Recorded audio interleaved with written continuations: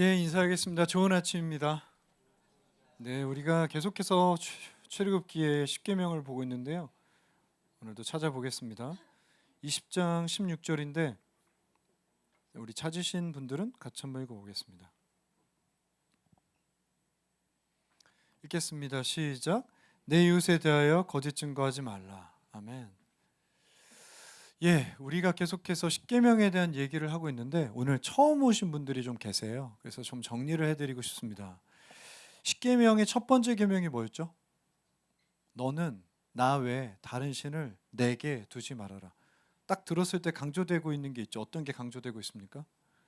제가 그때 말씀드린 것처럼 소유격이 강조되고 있어요. 너는 나 외에 다른 신을 너의 옆에 두지 말아라. 매우 중요한 생각을 가지고 있다고 했습니다. 어떤 생각입니까? 그러니까 기독교 신앙이라는 게 결국에 하나님과 우리의 매우 개인적인 관계일 수 있다는 거죠.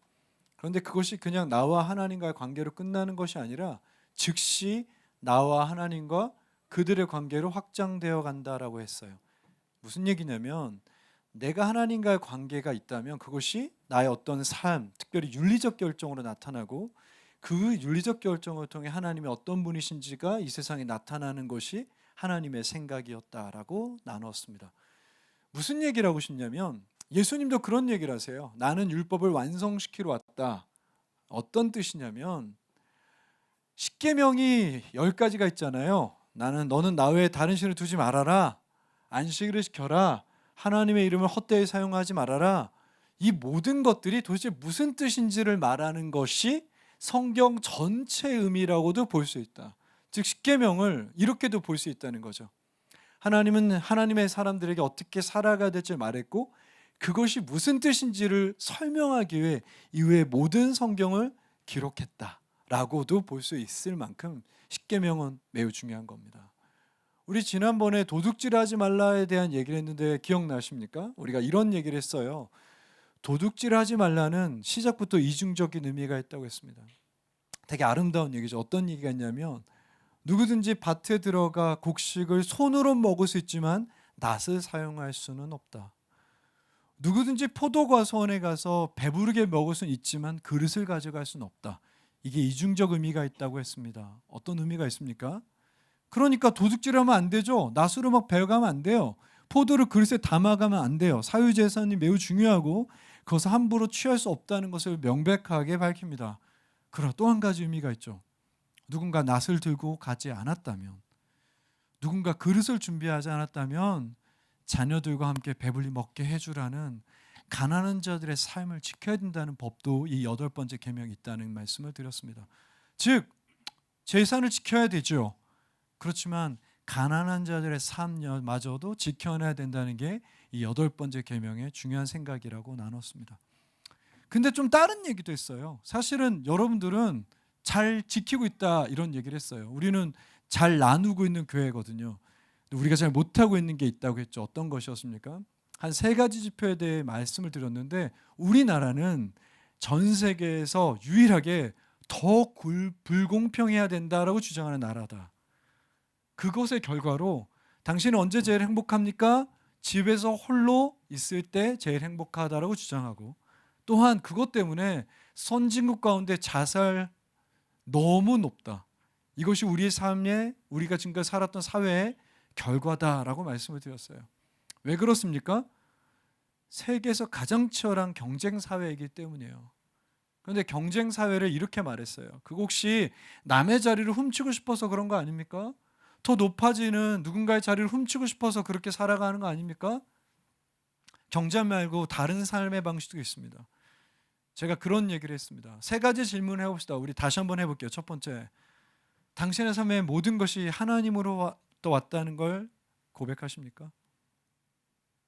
그럼 2번째, 그렇기 때문에 그 삶을 충실히 살아가고 있습니까?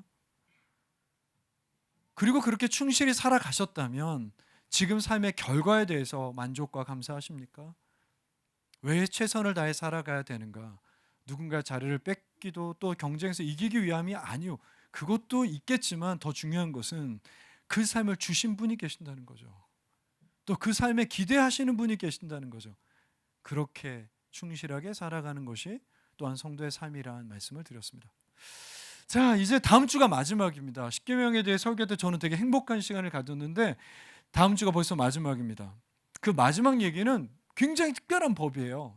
기백 목사님 설교하시겠지만 제가 조금 스포하면 거의 고대에도 그리고 근대에도 이런 법은 없는 걸로 알고 있습니다. 뭐냐면 행동이 아니라 마음을 규정해요. 그러니까 탐욕을 갖지 말아라 이런 법이 있는 거죠. 매우 특이하죠. 무슨 얘기냐면 오늘 얘기가 공적인 삶에 대한 법의 마지막 부분입니다. 그러니까 살인하지 말라, 도둑질하지 말라, 간음하지 말라 이거의 마지막으로 이웃에 대해 거짓 증거하지 말라는 법이 있는 거죠. 제가 생각해 보면 저희가 공적인 영역의 법 가운데 가장 무시당하고 있는 계명인 것 같아요. 대표적인 게 뭡니까? 여러분 어떻게 맛집 검색하세요? 저는 이제 지역에 가면 맛집 검색을 하거든요. 설교하러 가면. 그럼 뭐 예를 들면 뭐 경기도 맛집? 그러면 여러분 그 결과가 맛집을 찾아낼 거라고 믿으세요? 여러분의 검색 결과가? 이거 알바 쓴 거 아니야 생각하잖아요.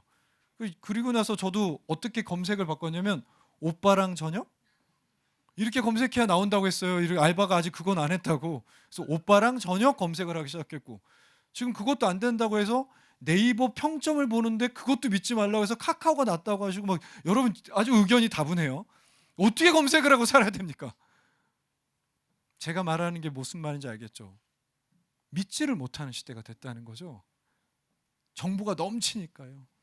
그러니까 우리가 어떻게 보면 이 계명을 좀 무시하는 거 아닌가? 여러분도 그런 거 있잖아요. 어떤 식당 가면 리뷰 쓰시면 콜라 무료로 드려요. 그러면 여러분 그냥 맛있다고 쓰잖아요. 다 잘못하고 있는 거예요. 거짓 증언하고 있는 거지 않습니까? 또한 우리가 청문회, 저는 어떤 정부에 대한 얘기를 하는 게 아니라 어떤 청문회도 잘 기억이 나지 않습니다라는 일종의 유행어 같은, 기억이 날 것 같은데 어떻게 저런 걸 기억을 못하지? 우리가 보고 있잖아요. 거짓말 하시는 거 아닌가? 근데 우리가 존경하는 사람들이었잖아요. 그분들이.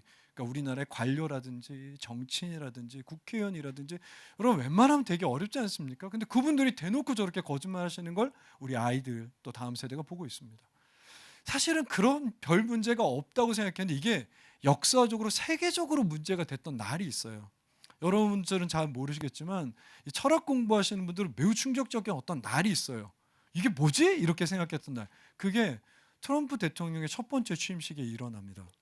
어떤 일이 있었냐면 취임식이 끝나고 나서 션 스파이서라는 사람이 이렇게 얘기해요. 오늘 백악관 취임식 역사상 가장 많은 사람들이 왔습니다 라고 주장을 한 거예요. 그런데 아니거든요. 왜냐면 이게 사진이 나와 있으니까 이렇게 많이 오진 않았는데, 그리고 전철에 내린 사람 숫자, 그리고 대중교통 숫자, 그러면 이게 아니라는 게 드러나잖아요. 그러니까 신문사들이 이거 아니지 않습니까? 왜 거짓말했습니까? 하니까 켈리언 코네이라는 수석 고문이 뭐라고 하셨냐면 대안적 현실입니다라고 주장을 해요. 여러분 이게 무슨 뜻인지 아시겠어요? 그러니까 멀티버스를 말하는 건가요? 대안적 현실이 뭐냐면 나는 팩트를 내 나름대로 해석했다는 거예요. 팩트는 해석 못하는 거 아니에요? 몇 명 왔다는 건. 그런데 팩트를, 진실을, 특별히 권력이 재구성할 수 있다고 주장을 하면서 그럼 우리가 믿을 수 있는 게 뭐지? 이런 고민이 철학계에서 시작이 됐어요. 그러니까 트럼프는 대단한 분이에요. 많은 걸 바꿔놨어요. 과연 믿을 수 있는 진실이 있는가?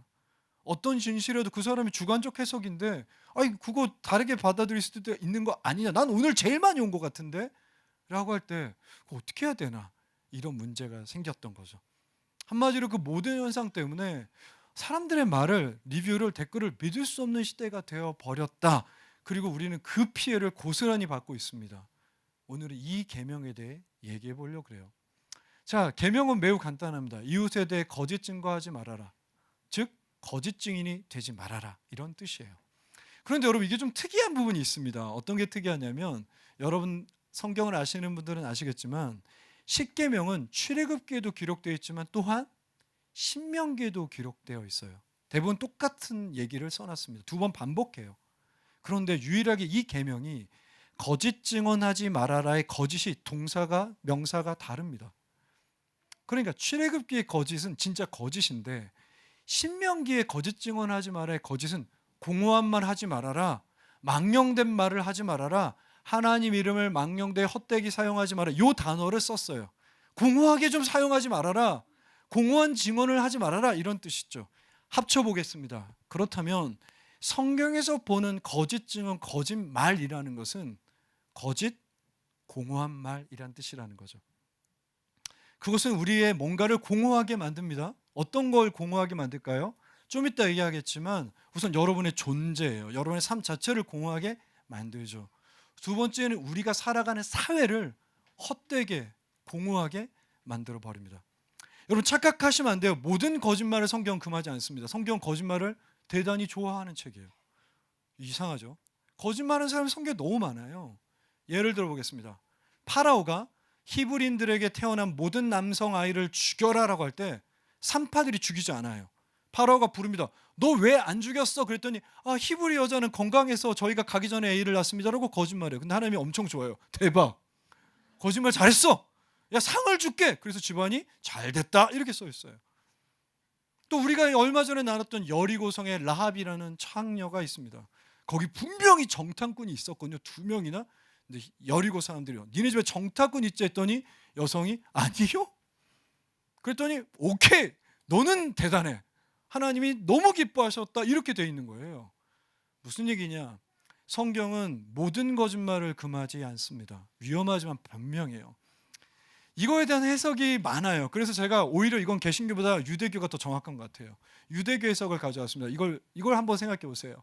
랍비들은 거짓말에 대해 이렇게 말합니다. 누군가 부당한 이익을 얻지 않았던 거짓말이라는 것은 당신을 더럽히지 않습니다. 사실 이것도 모호하긴 해요. 생각해 보면. 다시 한번 말씀드릴게요. 누군가에게 부당한 이익을 주지 않은 거짓말, 즉 선의의 거짓말은 당신을 더럽히지 않습니다. 이렇게 말합니다. 또 한 가지 얘기가 있어요. 이건 철학자들이 얘기하는 건데요. 이런 얘기를 해봅시다. 자, 당신이 2차 세계대전 때 독일인이에요. 당신 집에 유태인이 숨어 있습니다. 독일 군인이 왔어요. 그리고 문을 두드립니다. 당신 집에 유태인이 있죠 했을 때 철학자들 중에 많은 사람들은 그건 거짓말이 아니라 더 큰 진실을 말하는 겁니다라고 말해요. 무슨 얘기냐? 우리 집에 유태인이 없습니다라고 말하는 것은 독일 사람도 사실은 부당하게 인간을 죽이고 싶지 않아 한 그 거대한 진실, 더 본질적 진실에 가까운 말입니다라고 하기 때문에 거짓말 가능합니다. 이렇게 철학적으로도 설명해요. 근데 어찌 됐든 간에 부당한 이득으로 거짓 증언이 넘쳐나는 사회는 그 사회를 유지하기 어렵습니다. 제가 그래서 이 계명이 더 본질적인 계명이라고 주장하는 거예요. 무슨 뜻이냐? 도적질을 했어요. 누가 간음하는 걸 봤어요. 살인 현장을 봤어요. 그런데 도둑질을 했는데 안 했다고 하거나 살인을 하지 않았는데 했다고 하면 사회가 유지될 수가 없잖아요. 즉 이 사법제도가 무너져 버리면 그 사회를 어떻게 유지할 수 있습니까? 즉 거짓 증언하지 말라는 얘기는 사회의 윤리적 토대가 될 수 있는 계명이라는 거죠. 그래서 이 계명은 확장됩니다. 우리 찾을 수 있는 분은 찾아오겠습니다. 출애굽기 23장 6절 7절입니다. 출애굽기 23장 6절 7절입니다. 한번 읽어볼까요? 제가 6절 볼 테니까 여러분 7절 보세요. 너는 가난한 자의 송사라고 정의를 굽게 하지 말며 거짓 일을 멀미하며 무죄한 자와 의로운 자를 죽이지 말라. 나는 악인을 의롭다 하지 거짓 증언하는 사람, 가난한 자의 송사 재판을 굽히는 사람 나는 절대로 두고 보지 않겠다라고 얘기하십니다. 그러니까 재판제도, 사법제도를 공정하게 유지하는 것 매우 중요하다고 말하는 거죠. 근데 저는 이 계명은 우리나라 정도면 꽤 괜찮다고 생각해요. 이 정도면 괜찮지 않나? 그렇다면 더 중요해지는 게 바로 증인의 역할이에요. 이건 여전히 중요합니다. 사법제도가 제대로 되더라도 증인들이 다른 얘기를 하면 안 되니까요. 성경이 증인에 대해서 어떻게 생각할까 좀 살펴보겠습니다. 신명기 17장입니다.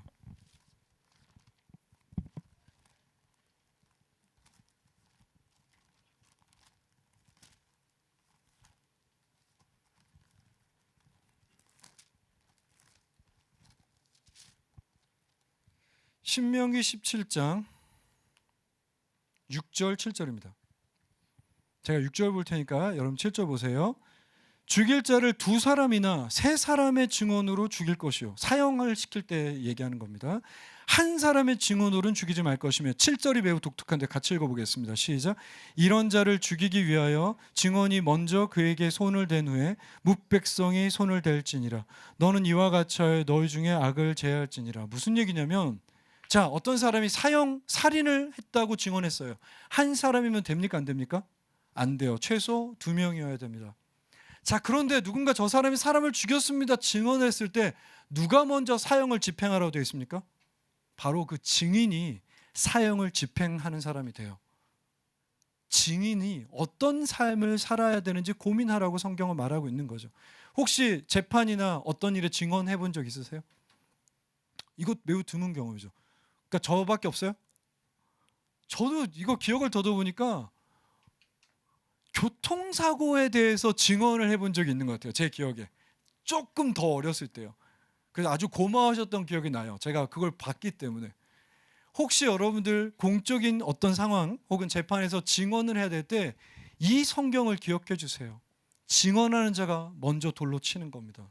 여러분의 언어가 누군가의 삶을 살릴 수도 있고 죽일 수 있다고 성경은 말하는 거죠. 매우 간단한 얘기입니다. 사실은 근데 이런 얘기는 보편적인 얘기잖아요. 그런데 성경은 이 9번째 계명에 대해서 매우 중요하게 생각하는 이유가 조금 더 있습니다. 왜냐하면 바로 우리가 언어로 세상이 창조되었다고 주장하는 종교거든요. 하나님을 말씀하셨고 그 말씀이 세계가 되었고 우린 그 세계를 통해 하나님을 알게 됩니다. 그런데 이건요 지금도 마찬가지예요. 지금도 언어는 세계를 창조합니다. 제가 몇 년 전에 한 2년 전에 저희 교회 몇 명 좀 이렇게 공부하는 거 좋아하는 사람 때문에 어쩔 수 없이 비트겐슈타인 공부를 같이 했거든요. 저는 그렇게 좋아하지는 않습니다. 비트겐슈타인을. 그런데 공부했는데 아주 재미있는 부분이 좀 있었어요. 간략하게 말하면 이런 얘기였어요. 여러분, 제가 공원 앞에 살거든요. 근데 공원에 개미굴이 많이 있습니다. 근데 그 개미굴에 여왕개미가 있잖아요. 근데 젊은 여왕개미가 반란을 한 거예요. 그래서 나이 든 여왕개미를 쫓아냈습니다. 그러면 개미사회에서는 매우 큰일이죠. 근데 여러분에게는 아무런 의미가 없죠. 근데 제가 언어로 말하면 그때부터는 의미가 생긴다는 거죠. 근데 제가 얘기하는 게 아니라 우리 최재천 박사님 아세요? 이대에서 이분이 개미 연구가 하시거든요. 근데 이분이 어느 날 개미에 대한 얘기하시면서 우리가 개미한테 배울 게 있습니다 그러면 더 큰 의미가 생기게 되죠.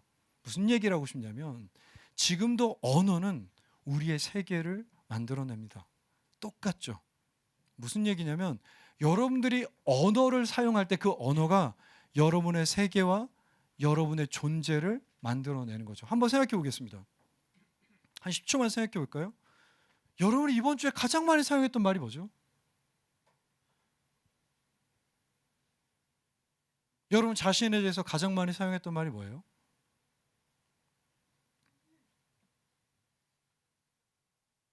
다시 한번 얘기해 볼게요. 여러분의 일상 언어가 여러분의 세계와 여러분의 존재를 만들어냅니다. 그래서 성경은 이렇게 말해요. 거짓 증언하지 말라란 말을 이후에 성경은 뭐라고 말하냐면 당신의 언어가 헛되면 안 됩니다. 당신의 일상 언어가 거짓되면 안 됩니다. 왜 그렇습니까? 우리가 너무 잘 아는 얘기가 있어요. 바로 이소부와의 양치기 소년 얘기 다 아시죠? 뭐라고 말합니까? 늑대가 와요. 왔어요, 안 왔어요? 안 왔죠. 그만큼 존재가 가벼워지는 거죠. 근데 이 친구는 그 재미에 빠져버렸어요. 또 말해요. 늑대가 와요. 그러니까 어떻게 돼요? 존재가 더 가벼워지죠. 여러 번 반복하고 나서는 아무도 그 사람을 인간으로 보지 않습니다. 사라진 존재가 돼요. 그 사람의 말에는 아무런 힘이 없어요. 즉 거짓을 말한다는 것, 헛되이 말한다는 것은 맨 처음에 설교 때 말한 것처럼 여러분의 존재 자체를 공허하게 만드는 겁니다. 어떤 삶을 세워나갈지, 여러분이 어떤 존재를 세워나갈지를 언어가 결정한다고 할 수 있죠.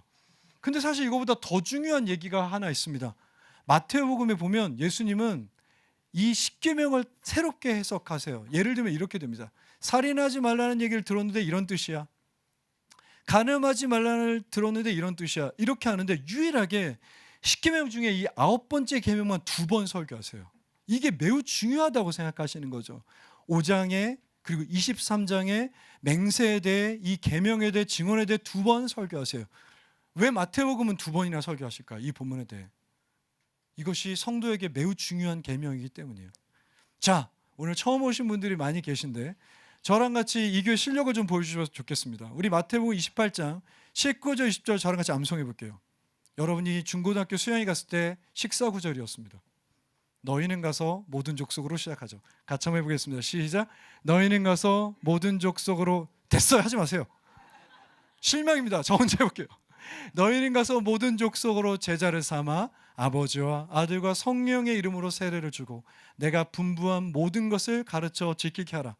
보라, 내가 세상 끝날까지 너희와 항상 함께 있을지어찌니라. 아멘. 자, 왜 마태복음에서 이 증언을 두 번이나 강조하시냐면 우리가 누군가에게 하나님을 전해야 되는 사람들이기 때문이죠. 누군가를 하나님의 제자로 만들어야 되는 사람이기 때문이죠. 어떻게 전합니까? 지금 제가 하고 있는 겁니다. 언어로 전달해야 돼요. 우린 누군가에게 언어로 하나님의 세계를 나타내야 돼요. 누군가에게 언어로 하나님의 세계를 그려줘야 돼요. 하나님의 세계를 세운다고 볼 수 있어요. 어떻게 해요? 이런 거죠. 하나님은 당신을 사랑하십니다. 자, 새로운 세계죠. 하나님은 용서하십니다. 새로운 세계예요. 하나님은 당신에게 새로운 걸 원하십니다. 하나님은 특별한 삶을 원하십니다. 새로운 세계를 세워주는 거죠. 어떤 상황에도 하나님은 희망이 있습니다. 하나님은 가능성입니다. 이것은 새로운 세계를 세워주는 거죠. 그런데 문제는 여러분이 언어에 힘이 하나도 없으면 사람들은 그것을 농담처럼 들을 거예요.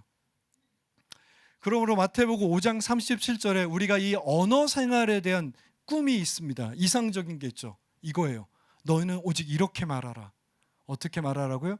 예면 예라고 받아들여지는 사람, 아니요라면 아니요로 받아지는 사람이 되라. 이게 예수님의 꿈이라고 하실 수 있어요. 성도는 거룩한 사람입니다. 구별된 사람이죠. 거룩하고 구별된 존재라고 할 수 있어요. 자, 그렇다면 1차적으로 성도는 무엇으로 구별되고 무엇으로 거룩해집니까? 우리의 언어 생활입니다. 우리의 언어가 구별돼야 되고요. 즉 다른 걸 말해야 되고요. 또 다른 방식으로 말해야 돼요. 그렇게 하면 저는 이 계명을 잘 지키고 있지 못합니다. 왜냐하면 이 교회 대부분은 제 말을 믿지 않아요. 매우 상처가 되지만 어쩔 수 없어요. 제가 10년 동안 살아온 결과입니다. 제가 과장이 많아요. 헛된 말을 많이 해요. 제가 진짜 회개를 많이 했어요. 이번 주 설교 준비에. 이 본문은 나를 위한 본문이다. 내가 네 하면 여러분들이 네로 믿고 아니요라면 아니요로 믿을 수 있는 세상이 올까요? 소망을 말해서 고마워요. 그러니까 제가 말씀드리고 싶은 건 우리는 우리의 언어로 하나님의 세계를 전달해야 되기 때문에, 누군가 앞에 하나님의 세계를 세워야 되기 때문에 우리는 예하면 이해할 수 있는 사람, 아니요라고 말하면 아니요라고 이해되는 사람이 되어야 합니다. 제가 이번에 얘기하면 아멘 해주세요. 꼭 그런 사람이 되시길 축복합니다. 자, 여기서 설교는 끝날 수 있는데요. 제가 늘 했던 거 마지막 작업 하나만 더 해보려고 그래요. 저는 지금까지 이 설교를 준비하면서 도대체 우리 사회가 이걸 지키지 못하는 분이 뭘까를 고민해왔습니다. 제가 살인하지 말라 할 때는 증오로 구성되고 있는 정치 문제에 대한 얘기를 해왔습니다. 도둑질하지 말라 할 때는 우리가 너무 치열한 경쟁사에서 서로의 자리를 훔치려 하는 거 아닌지에 대한 고민을 전달했습니다. 김행 목사님이 간음하지 말라고 할 때는 매우 충격적이었죠. 우리나라에서 지금 행해지고 있는 외도 문제에 대해서 다뤘습니다. 오늘은 그럼 무슨 얘기를 다룰까 하다가 이런 얘기를 찾아왔어요. 제가 레위기 19장 16절을 읽어드리겠습니다. 너는 내 백성 중에 돌아다니며, 이제부터 들어주십시오. 사람을 비방하지 말며, 또 중요한 얘기, 내 이웃의 피를 흘려 이익을 도모하지 말라. 나는 여호와다. 성경은 무슨 얘기를 하냐면 돌아다녀서 비방하는 말을 하는 것 자체가 이웃의 피를 흘리는 행동과 구별할 수 없다고 주장해요. 그러니까 우리가 돌아다니면서 하는 헛된 얘기들이 누군가의 삶을 완전히 파괴할 수 있다고 주장하고 있는 겁니다. 특별히 우리나라의 제일 큰 문제가 무엇입니까? 바로 이 혐오와 차별에 대한 문제예요. 제가 좀 찾아봤는데요. 우리나라의 민주주의 다양성 지표라는 게 있거든요. 선진국 한 200개 넘는 나라를 매년 조사해요. 1700년부터 조사했대요, 이건요. 근데 우리나라가 다른 건 굉장히 수치가 높은데 소수자에 대한 혐오 발언, 그것이 온라인상, 온라인 밖에서 하는 것이 너무 지표가 높습니다. 우리나라는 혐오의 언어가 많은 나라죠. 여러분도 알다시피 무슨 충 이런 단어들이에요. 혐오라는 것은 인간이 어쩔 수 없이 가지게 되는 감정입니다. 저도 요번에 연구해 봤는데 이게 인간의 6대 감정이래요. 그러니까 기쁨, 슬픔 이런 것과 비슷한 인간에게 매우 중요한 감정이라는 거죠. 왜 그러냐면 이것이 인간을 동물에게서 구별된 감정이라고 주장하기 때문입니다. 예를 들어볼까요?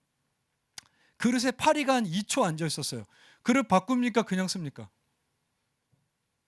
뭐 저는 바꿉니다. 뭐 여러분들 알아서 하세요. 매우 충격적인데요. 여러분들은 비위가 좋은 걸로. 혹은 이런 얘기도 있었어요. 제가 찾았던 논문에 만약에 오줌을 너무 완벽하게 정수해서 주면 먹겠는가? 이것도 충격적인데요. 무슨 얘기냐면 동물들은 먹을 수 있다는 거죠. 동물들은 그릇에 파리가 앉아 있다가도 먹고요. 우리 강아지 친구들은 먹고요. 그리고 오줌을 먹을 수 있대요. 근데 우리는 안 하는 걸로 인간이 구별되어 왔다는 거예요. 내가 이걸 안 함으로 인간의 경계 안에 있음을 이해하기 시작했다. 그러니까 혐오는 매우 본질적 감정이라는 거죠. 특별히 이 감정은 경계 안과 경계 밖을 나눈대요. 히든 피겨스라는 영화를 보셨습니까? 괜찮아요. 어차피 스포 다 할 겁니다. 농담이에요. 많이 스포는 안 할 거고요.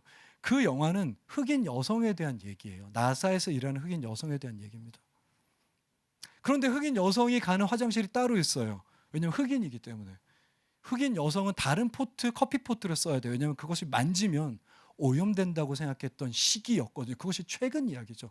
나사 얘기니까요. 왜 그런 일을 계속했습니까? 백인이라는 경계를 만들어 놓고 그 밖을 죄송하지만 동물로 인식하게 되는 거예요. 인간이 아닌 존재로 혐오하는 거예요. 혐오는 그러니까 없어지기 매우 어려워요. 왜냐하면 이 혐오라는 언어를 사용하면 안정감이 생겨요. 내가 이 경계 안에 있다는 느낌이 들어요. 그리고 경계 밖으로 누군가를 밀어내요. 무슨 충 이러면서 밀어내면서 내가 우월감을 느끼는 구조라 혐오라는 게 없어지긴 매우 어렵습니다. 근데 저는 혐오를 없애자고 얘기하지 않고 줄여보자라고 얘기해 보겠습니다.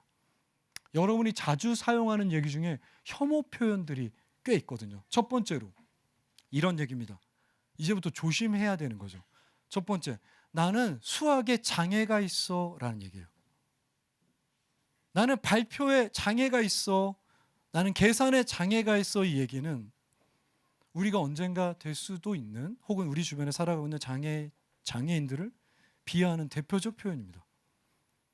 두 번째로 이런 얘기죠. 이거 저도 많이 사용했던 것 같아요. 특별히 여자친구와 싸울 때, 현재 여자친구 말고 전 여자친구와 싸울 때 미쳤어? 정신병 걸렸어? 이런 말.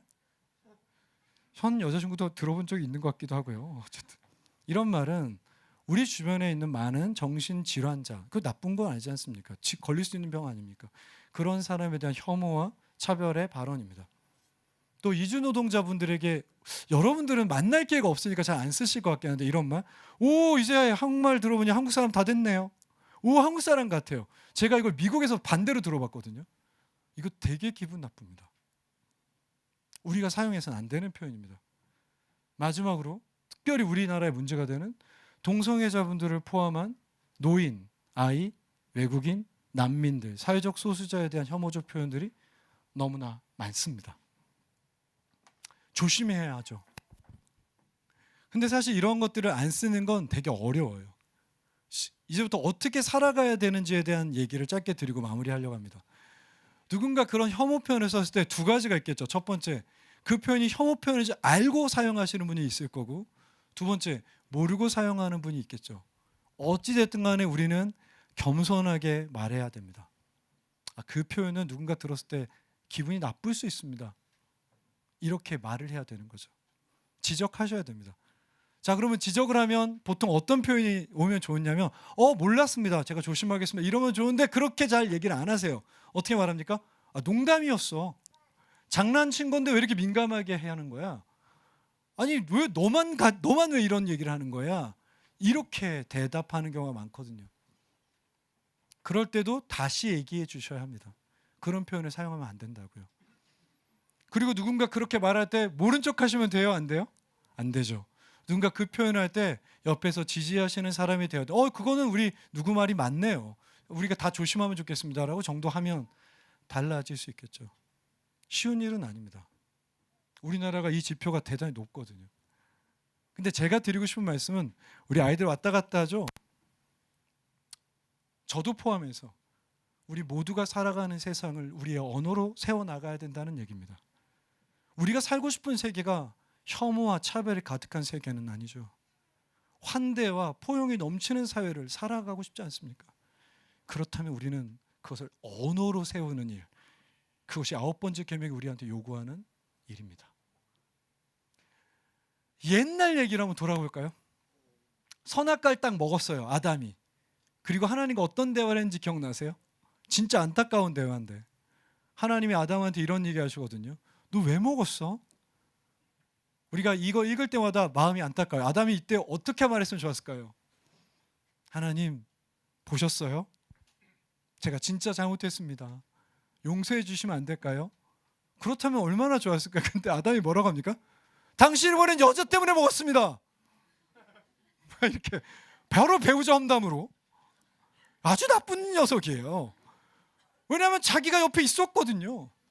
그리고 약간 저거 먹으면 어떻게 될까 이렇게 기대하는 마음도 좀 있었던 것 같고, 또 이렇게 줬을 때 고마워 그리고 먹었으면서 어떻게 그렇게 말하는지 참 변변치 못한 남편 아닙니까? 그래서 여러분 재밌죠? 무슨 얘기냐면 성경에 타락한 인간, 뭔가 선악과를 먹고 변화된 인간과 하나님과 첫 번째 대화가 타자에 대한 험담으로 기록되어 있다는 거예요. 그리고 그 험담이 이후에 보면 우리가 안타까워하는 것처럼 우리가 사는 세계와 질서와 땅의 모든 것들을 다 파괴해버립니다. 그렇게 언어를 성경에서 중요하게 다루고 있는 거죠. 기억하셨으면 좋겠습니다. 여러분들이 어떤 공적인 입장에 증언하시게 될 경우 있잖아요. 여러분 중에서 국회의원이 될 수도 있는 거고 또 증인이 될 수도 있는 거, 그럴 때 어떻게 말해야 되는지 기억해 주십시오. 그리고 우리의 일상 언어가 여러분의 존재와 세계를 만들고 있다는 것도 기억해 주십시오. 세 번째, 우리가 언어로 우리가 함께 세워가야 될 이 나라가, 이 공동체가 어떤 공동체여야만 하는가, 그렇다면 우리가 무엇과 싸워야 되는지 한번 생각해 보시면 좋겠습니다. 우리 잠깐만 기도할 텐데요. 우선 반주가 나오기 전까지 여러분의 삶을 좀 돌아보실까요? 우리 여기 아이들도 있는데요. 제 아이들도 있는데 일주일 내내 여러분들이 가장 많이 사용했던 말이 뭘까요?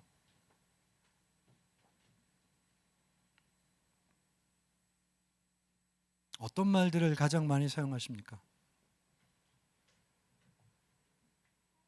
그것이 여러분의 존재입니다. 그것이 여러분의 세계를 만들어가고 있습니다. 한번 생각해 보겠습니다. 저도 엉망진창입니다. 그런데 제가 아침마다 하나님 앞에 얘기하는 게 있어요. 하나님, 어제를 떠나보내고 오늘을 하나님의 사랑으로 시작합니다. 하나님은 나를 사랑하시고 저도 하나님을 사랑합니다. 이 고백을 저번 주에 지리산을 걸으며 정말로 많이 했어요.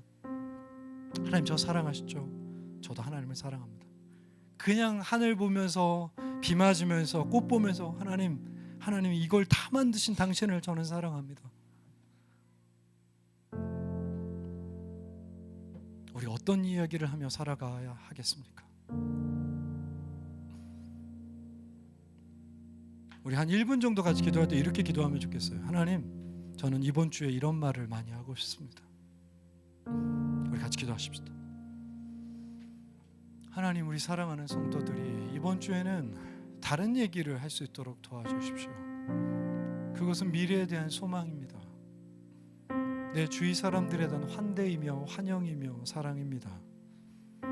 또한 하나님을 향한 우리의 멋진 신앙의 고백들입니다. 하나님, 반대로 우리가 자기 자신을 파괴하려고 했던 말들, 우리를 스스로 깎아내렸던 말들, 특별히 이웃을 향한 혐오와 험담들, 누군가를 피 흘리게 했던 그 수많은 얘기들, 혹은 그 얘기를 할 때 옆에 그저 서 있고 동조했던 그 모든 동조의 언어들조차 이제 달라지게 해주십시오. 이 세상을 말씀으로 지으셨다 말씀하신 하나님, 우리 언어를 통해 다른 세계가 지어지게 해주십시오. 사랑이 없는 곳에 사랑이 세워지게 하시고, 희망이 없는 곳에 희망이 보이게 해주시고, 질서가 없는 곳에 질서가 생겨나게 도와주십시오. 누군가 용서받고 싶어하는 자들에게는 용서가, 누군가의 삶에 의미가 필요한 자들에게는 삶의 의미로서 주께서 말씀하신 바 기쁜 소식이라 하셨는데, 이것이 또한 기쁜 소식으로 하나님, 그래서 궁극적으로 우리가 주께서 말씀하신 바 예하면 예로서, 아니요 하면 아니로 그렇게 받아들여질 수 있는 사람들 되게 도와주십시오. 특별히 저를 그렇게 만들어가 주십시오. 특별히 저를 그렇게 만들어가 주십시오. 주님,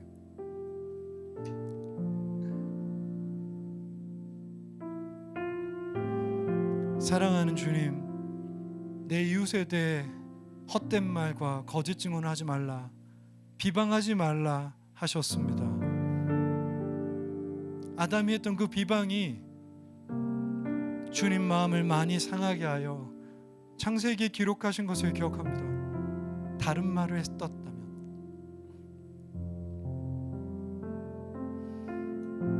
하나님, 우리는 다른 말을 할 수 있는 지혜와 용기가 있게 해주십시오. 사랑의 언어와 소망의 언어와 주님 우리 가운데 전달하시는 이 아름다운 소식을 전할 수 있는 언어가, 또 그 언어를 말할 수 있는 사람이 되어가게 해주십시오. 언젠가는 예라고 말하면 예, 아니라고 말하면 아니라고 받아들여질 수 있는 사람이 우리 모두가 되기를 바랍니다. 감사드립니다. 이 모든 말씀 우리 주 예수 그리스도의 이름으로 기도하였습니다.